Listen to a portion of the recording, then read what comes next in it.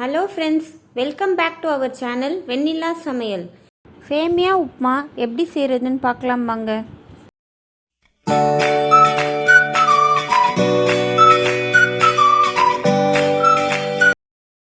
எண்ணெய் தேவையான அளவு ஆட் பண்ணிக்கலாம். கடுகு 1/2 டேபிள் ஸ்பூன், உளுந்தப்பருப்பு 2 டேபிள் ஸ்பூன்,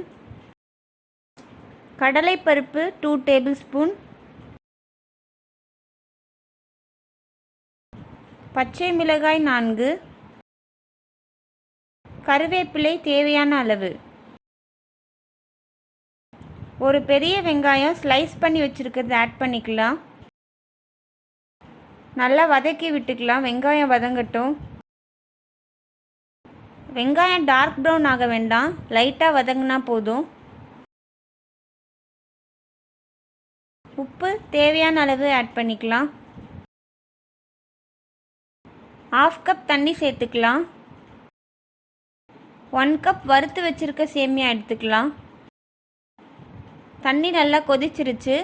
இந்த ஸ்டேஜில் வறுத்த சேமியாவை ஆட் பண்ணிக்கலாம்.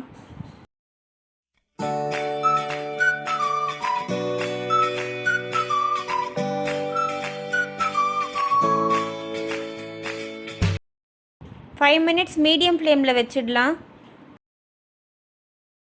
சேமியா நல்லா உதிரி உதிரியாக வந்திருக்கு. சேமியா உப்புமா ரெடி ஆயிடுச்சு. சேமியா உப்புமாக்கு சர்க்கரை தேங்காய் சட்னி காம்பினேஷன் நல்லாயிருக்கும். ட்ரை பண்ணி பாருங்கள். இந்த வீடியோ பிடிச்சிருந்தா வெண்ணிலா சமையல் சேனலுக்கு சப்ஸ்கிரைப் பண்ணுங்கள்.